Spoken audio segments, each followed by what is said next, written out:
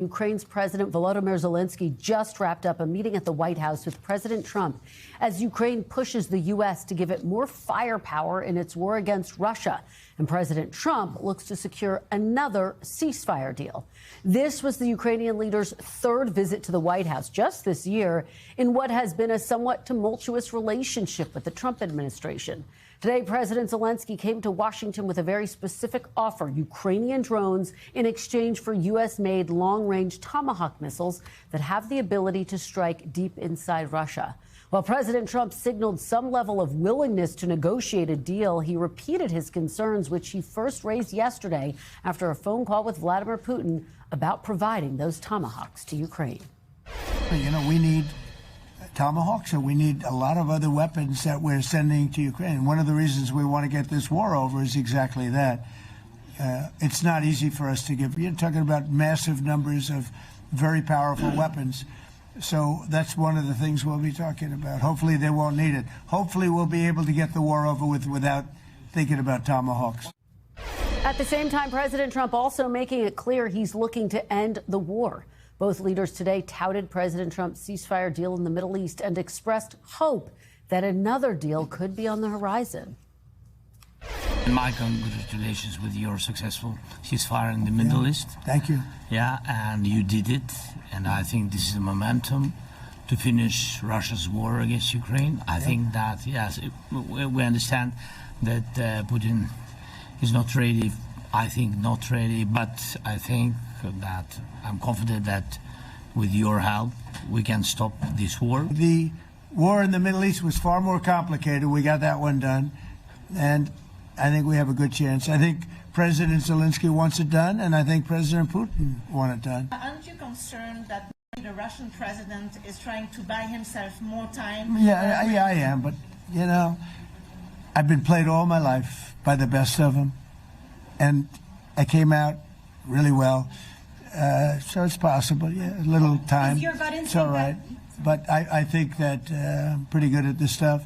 I think that he wants to make a deal. President Trump says he plans to meet with President Putin in Budapest in about 2 weeks to continue the discussions.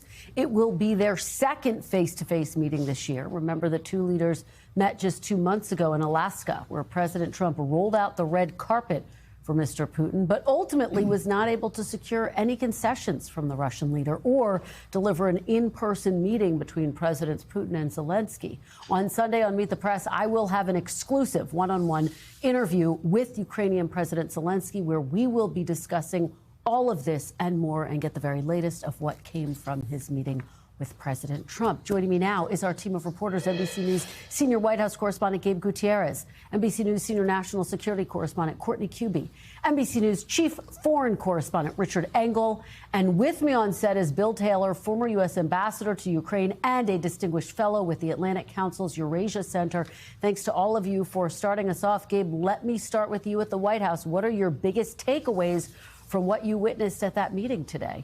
Hi there, Kristen. Good afternoon. Well, there were several takeaways, even if we did not get any closer to figuring out details of any potential ceasefire. The president did say several interesting things, including the idea that he is considering providing those Tomahawk missiles in exchange for Ukrainian-made drones. That was really the first time the president has come out and said that he's considering getting some of those Ukrainian-made drones, because he thinks that they are a good weapon, that while the U.S. does make drones, that they could use some of those. Now, the president repeatedly making the case that he doesn't want the U.S.'s supply of Tomahawks depleted, but he did leave open the possibility that he might agree to providing some of those weapons, given his conversations with President Zelenskyy. Something else that stuck out at me, Kristen, was this idea of the meeting between President Putin and President Trump that could potentially happen in the next couple of weeks. The president was asked whether this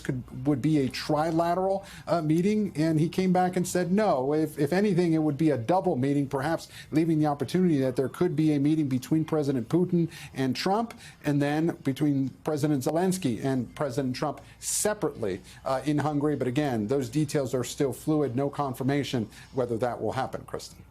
And let's follow up with that meeting between President Trump and President Putin, which the White House says is likely to take place. In talking to my Ukrainian sources, Western sources, they are very skeptical that President Putin is ever going to be very serious about a peace agreement until there is blunt force applied. What are your White House sources telling you? What's the expectation of any real takeaways from this meeting with Putin? Oh, well, look, Kristen, you know that over the past several weeks, President Trump has become increasingly frustrated with Vladimir Putin. And we're also learning a little bit more about that summit in Alaska in August, that according to a source familiar with the meeting, despite the White House saying that it was productive, that what really happened behind the scenes, according to the source familiar with the meeting, is that President Trump raised his voice several times at Vladimir Putin and threatened to walk out of the summit once Putin had rejected the ceasefire offer, and then launched into a historical lecture that did not sit well with President Trump. And if you'll remember, Kristen, at the time, they had this what was billed initially as a press conference, but it ended up being a very short remarks, taking no questions from reporters. Again, behind the scenes, President Trump even more frustrated than we initially knew. And Gabe, you have an update on the situation in Venezuela, with President Trump acknowledging publicly this week that he has authorized a CIA initiative inside Venezuela, the administration escalating its pressure on the Maduro regime. What did you learn today? Yeah, certainly. The administration is really ramping up its pressure on Nicolas Maduro, trying to oust him from power potentially. That's what Maduro has said has been in the works for quite some time now. Two U.S. officials tell NBC News that the latest strike that the U.S. conducted on a boat near Venezuela actually resulted in 2 survivors. And the president today was asked about that. He actually gave a few details that apparently the boat that was targeted was a submarine or a submersible, perhaps. But then he was asked specifically about potential concessions that Nicolas Maduro had presented to the United States. Let's listen to his reaction. It has been reported that Maduro offered everything in his country, all the natural resources. He even recorded a message to you in English recently, offering mediation. What should we do in order to stop that? He has offered everything. He's offered everything. You're right. You know why? Because he doesn't want to around with the United States. While Secretary of State Marco Rubio was sitting next to the president and didn't want to go into detail, just heard his response. He can't get much more blunt than that, Kristen.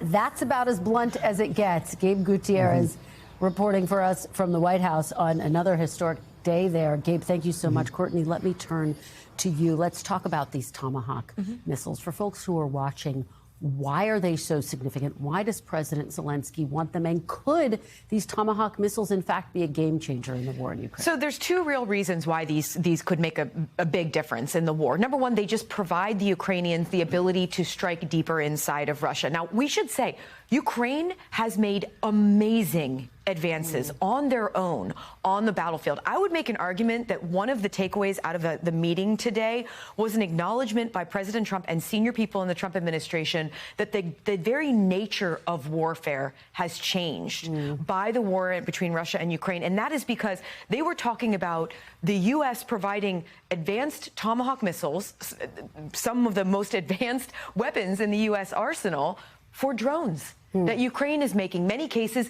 3D printing, making on their own, that are really changing the nature of warfare. So the Tomahawks would provide them the ability to strike deeper, but it also, like many of these weapons, would be symbolic. It's the United States acknowledging, again, support for Ukraine against President Putin. We've been watching video of him meeting with President Trump about 2 months ago. That is a very symbolic gesture. It would clearly, we've already heard from the Russians, it would make them very angry, especially President Putin. So that would also, be significant. As far as being a game changer, I rarely see any one weapon as making a significant difference, especially when you look at what's happening on the ground there. It has really been a war of inches. So this probably wouldn't either. But again, it would help Ukraine. Give a little bit of context to what we heard from President Trump, who said the U.S. also needs its stockpile of Tomahawks. How robust is the United States stockpile of Tomahawks? Is there a concern about depleting it? There has been a concern about munitions basically across the board in the United States, because the U.S. has been providing a lot to Ukraine for several years now. The U.S. has used a lot in the Middle East, both in defense of Israel against the Houthis. I mean, since February of 2022 and October of 2023, the U.S. has expended a tremendous amount of munitions at a time when they weren't producing as many. So there has been this effort to ramp up the production line to try to get some things like Tomahawks and others, 155 rounds. We hear a lot about that with respect to Ukraine. So the U.S. has them, but many of them are already essentially allocated for other reasons. So giving some of the U.S. stockpile could potentially have make a dent in that, right? That being said, if in fact the president makes the decision to go forward with this, I don't think you'll have military leaders who would say, oh, this is going to put us in serious danger. We'll have to see what his final decision is. We know some of his allies are pressuring him to give those Tomahawk missiles. Richard Engel, let me go to you now and get your reporting. What are you hearing from your sources in Moscow, in Ukraine, about both this meeting with President Zelenskyy and this likely upcoming meeting with President Putin? Well, as you were both discussing, what a difference in tone. When President Zelenskyy first met President Trump in the Oval Office, he wasn't taken seriously. He was talked down to. He was insulted. Now he was treated with a lot more respect. It seems that their personal relationship is much better. And just to stress what you and Courtney were just discussing, so much of this talk was about weapons. So much was about the kinds of weapon systems that could be available, that the United States might provide Tomahawks, which Russia has already said that would be unhelpful for U.S.-Russia relations, would be unhelpful for the war. Russia deeply opposes this coming directly from the Kremlin. U.S. has this weapon. It would allow Ukraine to strike far inside Russia. But it's not that just Ukraine could provide Ukrainian-made drones. Ukraine has enormous experience using them. The war in Ukraine has developed so much since it began. And we were in Ukraine. Our team was in Ukraine when the war began. And it started out almost like World War I, with trenches and artillery and landmines, and there was tanks rolling across the border. But it has changed significantly. Now it is a drone war. And the Ukrainians have learned a tremendous amount on how to use drones in active combat, how they work, how soldiers can deploy them, how they can protect their vehicles against them. Real-time experience. It's not just that they make them. China makes lots of drones. The U.S. makes drones. But having used them in combat, both in an offensive and a defensive capability, is something that at this stage no other country can replicate. Richard, bring us up to speed, because President Trump now for 2 days has said that India has agreed not to purchase Russian oil. We're not really getting much of a sense of India's perspective on this. What is your take here? What's the significance if they have in fact agreed to that? Well, he's been trying to pressure India. India is setting itself up as almost a new non-aligned movement. You know, there's a different sort of a different dynamic where there is what's sometimes called the global South. India clearly wants to put itself in that camp, doesn't want to be pushed around, doesn't want to be pressured. At the same time that the U.S. and China are trying to I don't know if they're trying to escalate things or de-escalate things. Today, President Trump seemed like he was trying to de-escalate the situation. So it's almost like we're back in a new Cold War dynamic. In the Cold War, there were three major powers. There was the United States, the Soviet Union, and the non-aligned movement, with India at the center of the non-aligned movement. And I think once again, we're seeing the world breaking down in those along similar lines. Richard Engel with that stark assessment and tremendous reporting as always. Richard, thank you so much for joining us today and throughout the week. We really appreciate it. Ambassador Taylor, let me turn to you now. And a third meeting at the White House for President Zelenskyy. Obviously a very different tone than the one that we saw during that Oval Office blow-up between President Trump, Vice President J.D. Vance, and President Zelenskyy. What was your key takeaway about what we witnessed today? Krista, I think that the conversation that we've all had about these Tomahawks is very interesting. It does sound like there is less it's less imminent that they will be flowing, they'll be moving into Ukraine. But the threat of those Tomahawks has clearly gotten Putin's attention. Putin, when he heard this, asked for this phone call yesterday. It was Putin's request that they do, because he's worried about. Same thing happened in Alaska. I mean, Putin was worried about sanctions, and he wanted a meeting, and he got a meeting, and he got the sanctions postponed. So the question is, can President Trump use the threat, at least the threat, if not the actual delivery of these Tomahawks, to put the pressure on Putin to stop this war? And did you get the sense, and based on your conversations with people, that there is deep skepticism about this potential meeting between President Trump, between President Putin? President Trump seems to think that he can negotiate this war to an end. Based on my conversations, there is real concern that the only thing that Putin's going to listen to is blunt force, possibly more sanctions to move the needle forward. There is great skepticism about Putin's desire to end this war. He thinks he can win it. He thinks he can keep pushing on it, even though he's not making any progress on the ground. He's not winning, and Ukraine is not losing. But he hasn't gotten that. But you're right. The only way to convince him is going to be some combination of those weapons, or the threat of those weapons, the Tomahawks and others, the sanctions that we talked about, that Richard's talking about, in terms of cutting off the revenues going into the Russian economy, and then taking those $300 billion of frozen Russian central bank reserves, taking those and providing at least the loan of those to the Ukrainians. That means that the Ukrainians can last 3 years. And that will convince Putin he cannot win. He can't outlast us. So that's the type of pressure it could potentially take. And what we have seen, it seems, since that summit in Alaska, is an increase in Russian attacks against Ukraine, including against its energy infrastructure. I spoke with the head of Ukraine's oil and gas company, Naftogaz, about Russia's strikes on Ukraine's energy infrastructure. I want to play a little bit of what he said and get your reaction on the other side.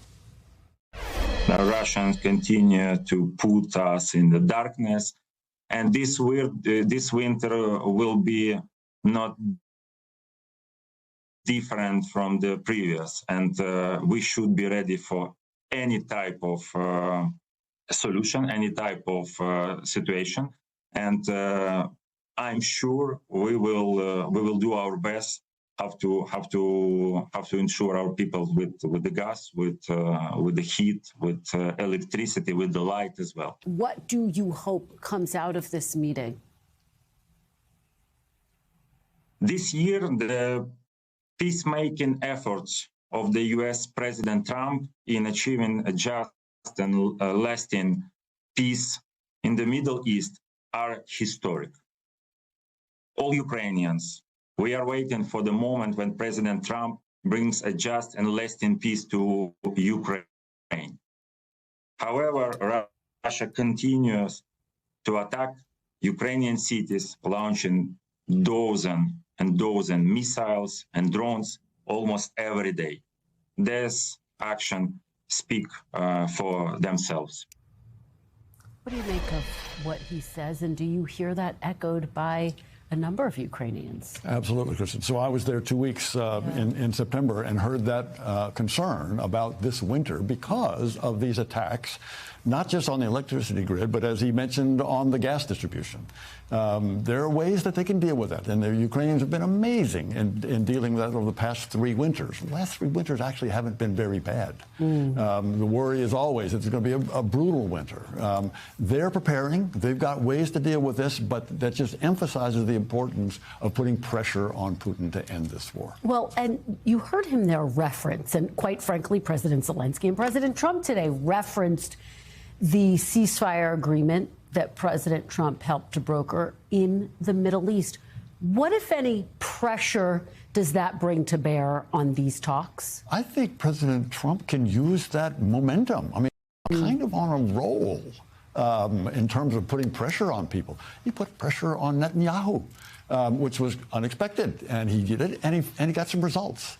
He can put pressure on Putin the same way. There's the military, there's economic, there's the sanctions, there's the reserves, the Russian central bank reserves. That combination, plus the drive that Trump can do, can push Putin into that direction. All right, Ambassador Bill Taylor, as always, thank you so much for being here. Thank you for your perspective. We thank you for watching, and remember, stay updated on breaking news and top stories on the NBC News app or watch live on our YouTube channel.